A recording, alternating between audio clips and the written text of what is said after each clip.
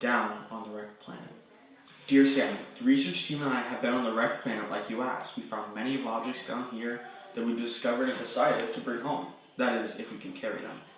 Some are too heavy or too large to fit on our ship. We have forks, plates, knives, guns, heck, even some bones that weren't crushed by all the buildings down here. But one object stands out from the rest. This object is roughly the size of a rocking chair, or a bit smaller. It has a neck-like piece of wood attached from its body.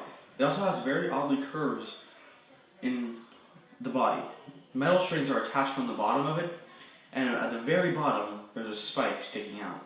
We've all guessed on what it was used for, or who owned it, what it did. Some say that it was a weapon, and that the person holding it could take out the metal spike and use it as a spear, or that it was used as a trap, and that the person tripped the wire, and the spike would shoot up from the ground and hold the poor soul who tripped the wire right where they were. One of us thought that the spike wasn't a weapon at all, and that it was used for rock climbing or ice climbing. And in that case, the back would have been used as a backpack, and it would hold food, drink, water, and just any other essentials needed to survive. We were guessing about how old it was, but though we can't be certain, we suspect that it's about 3,000 to 4,000 years old. And this is just this exact one.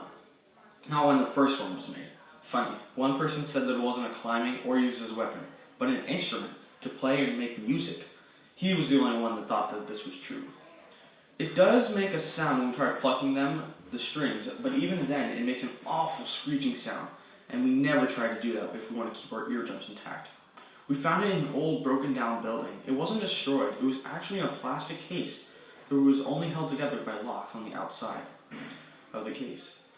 There were only other spots in the case where there was a sort of piece of wood that would hang from it, but this piece was gone.